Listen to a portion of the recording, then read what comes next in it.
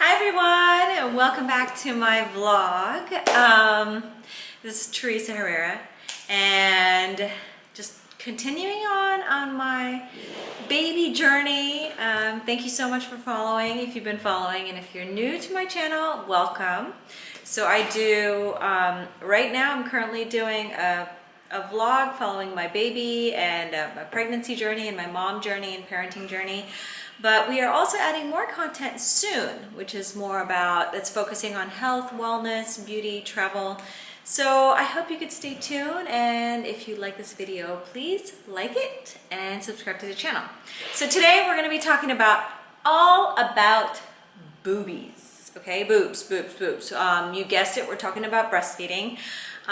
You know, I'm no expert, but I am a mom of 2 boys, and they say boys are really ravenous eaters, and it's so true.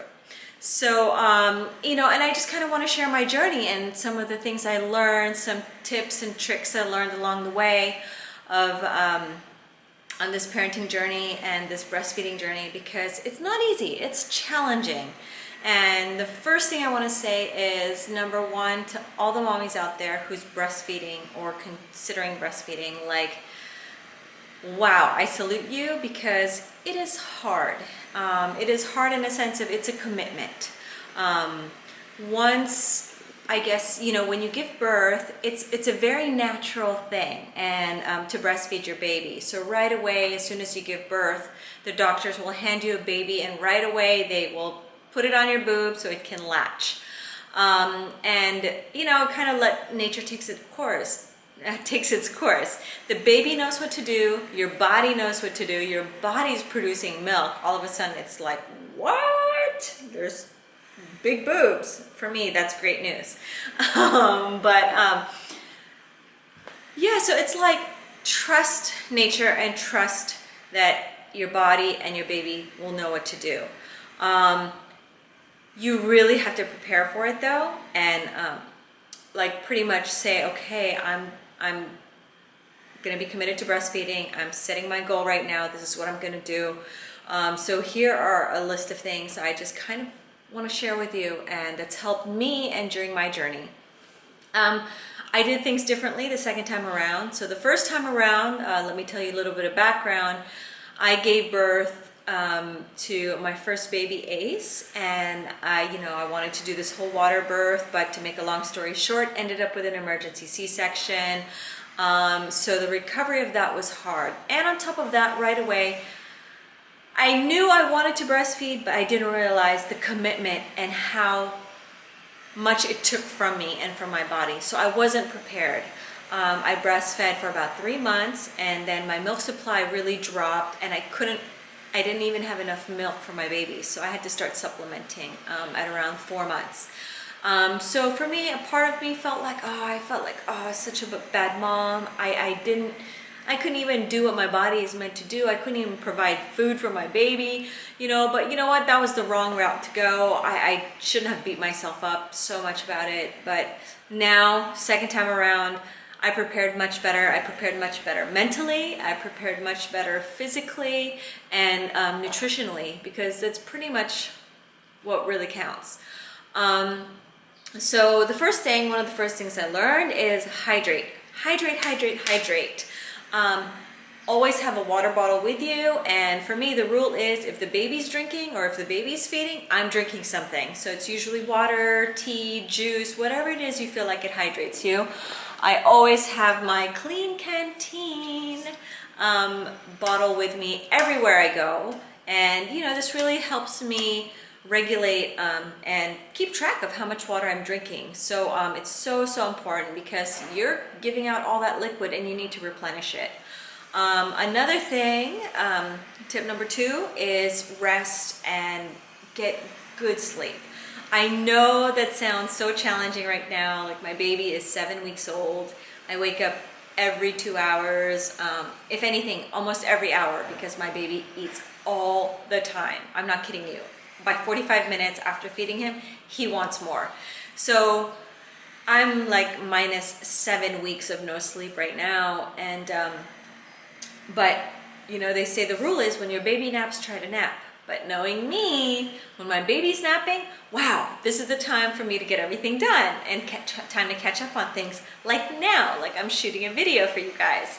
But that's okay because I've also learned my groove, and I've also learned that, you know, right before I go to bed, I get into this whole yoga, a really quick 5-minute flow, and just from that, it like puts me in a really good sleep state. Even if it's just 3 hours, 4 hours of sleep, I can get good quality sleep in those 3 or 4 hours. Given the room is dark, I don't have any electronics around me. I got this Himalayan salt lamp, which really helps. It gives me really good quality of sleep. So, so far this time around, I've really enjoyed my rest and sleep. The third tip is nutrition. Plan for nutrition and always, always, always have healthy snacks around. I like to have lots of seeds, like lots of nuts, almonds, macadamia nuts, and what else? And have balanced meals. For me right now, I eat about 5 to 6 times a day, but much smaller meals, just so I can keep my nutrition up, my calories up. So that's really important to get those like really dense, nutritious foods in your system. I'm somewhat following a ketogenic diet, but then also once in a while, I like carbs, and because I'm giving so much, I need to replenish. So, you know, I'm a pizza girl, can't lie. And one of the things I'm really loving right now is I'm getting these, I was introduced to all these amazing, like I've never heard of this, like lactation treats. And for me, it's like, what is that? And so basically, there's a company here in Manila that I contacted about 2 weeks ago, and I just wanted to try their product. So I ordered it, and it worked. It really worked. So I ordered these oatmeal cookies and brownies, and it's amazing. So it worked, so I ordered again, and it comes in this beautiful little box. Okay, check it out. It's called Mommy Treats, and it says the yummy way to help increase your milk. It's so true, and it's so good. Girls, ladies, trust me on this. If you live in Manila and live in the Philippines, you want this. This is gonna be your best friend. And not only that, it's good for you, it's good for your baby. You're producing a lot of milk. I mean, I couldn't rave enough. I kept thanking the girl who started this company because, you know, it was so challenging for me the first time around. And had I known that there was something like this available to me, and it's brownies, and I can have brownies 2 times a day, like, sold, done deal. So, ladies, please. And I also make these smoothies. I make this banana oatmeal, almond milk, and almond butter, and I put flaxseed smoothies. So I make a batch in the morning, and then I split that. So I have one in the morning, one in the afternoon, and then I'll have treats throughout the day. So far so good. The milk supply has been steady. It's been good. The baby's growing, so I know that it's good stuff in the milk. Tip number 4, okay, so supplements. I still keep up my supplements. The most important is all my prenatal vitamins I'm still taking. I'm taking fenugreek. I'm taking these malunggay pills, or in Western world, they know it as moringa. So these capsules you can take, and mother's milk tea, which you can get at Healthy Options or a grocery store, a Whole Foods type place. What else? Another thing I'm smarter about this time is foods to avoid. The first time around, I just thought I could eat anything and, you know, I'll just produce milk and it'll be fine. But no, your baby is gonna be sensitive to foods. And the most common foods babies are sensitive to are like garlic, parsley, oregano, broccoli, you know, things like that. Well, broccoli and garlic, I know, produces a lot of gas for your baby. So that's not fun when you see that he's uncomfortable and he's grunting and moving. That's not fun. But the oregano and the parsley really lower your lactation. It brings down your milk production, and I didn't know that, of course, the first time around. So that's what I did differently. Tip number 6, make sure your friends, your girls, are moisturized and how do I put it?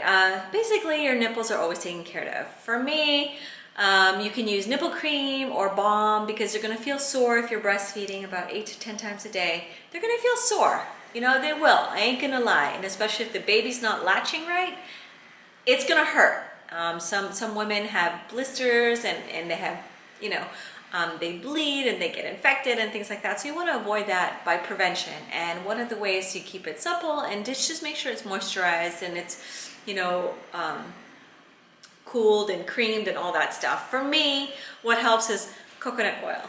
So what I do is just really lightly, just, you know, after a shower, put coconut oil on your body. It's good for your skin, it's good for your nipples, it's good for your baby, it's fine. So that for me helps. Another thing about the nipple is, you know, when you're in the hospital and you give birth, they really make sure that your baby is latching correctly because that is so important for them to get nutrients. Now, what is a correct latch?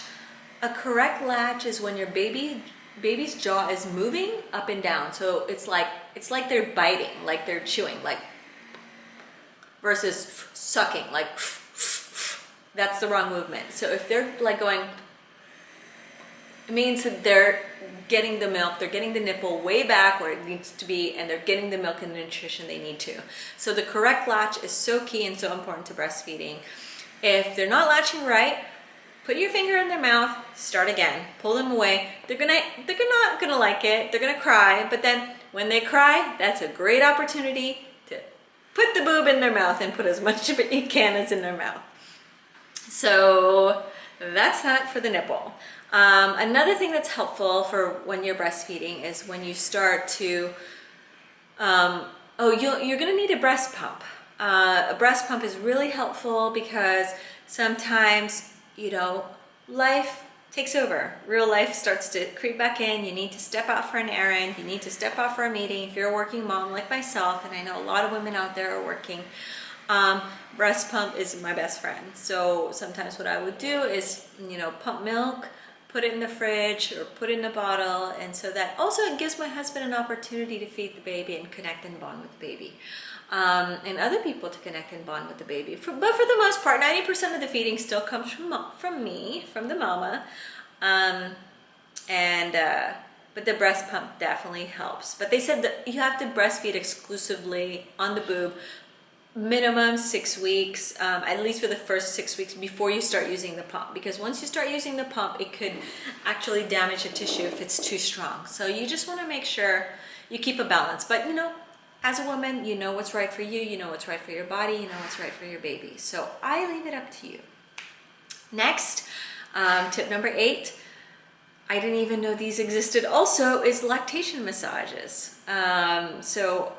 You know, I wanted to make sure that I last on this breastfeeding journey much longer than I did the first time around. And so I contacted a lactation specialist, advisor, before I gave birth. And so she introduced me to this idea of lactation massage. At first it was prenatal massage, and then now she's coming for lactation massage. Basically, she just massages your breast area to make sure that all the ducts are clear, there's no clogs and things like that. It's uncomfortable, it's a little painful at times, but then once everything is working and unclogged, wow, the flow is so good, and your baby, the feeding time is so much shorter. So normally if I would feed 15 to 20 minutes, all of a sudden after 10 minutes, he's like done because he has so much milk. So that really, really helped me this time. And my tip number 9 is get support. Get support from other mommies out there. There's also a lot of resources online. I'll put a couple of links down below, which I found helpful. Among them are the Leche League, and there's a lot of Facebook groups. So depending what area you live in, there are groups and communities that you can join and get together and talk about, you know, the breastfeeding journey, what worked for you, what didn't work for you. Well, I'll tell you this, and that's how I heard about Mommy Treats, because there's a website here in Manila in the Philippines called Glam-O-Mamas, and it's run by my friend Amanda Griffin Jacob, and she's a super mama and a supermodel and a great friend.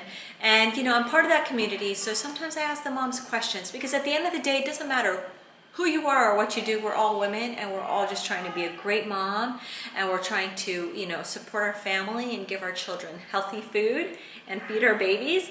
So I love this group because it's all about good vibes. So I ask a lot of questions on this group, and one of the questions, like, anybody have any advice on lactation and, you know, where to get things, and someone mentioned mommy treats and give it a try, so that's what I did. And so yeah, that's where I'm at. Lactation, boobies, breastfeeding journey 101. And if you have any questions or comments, please comment below.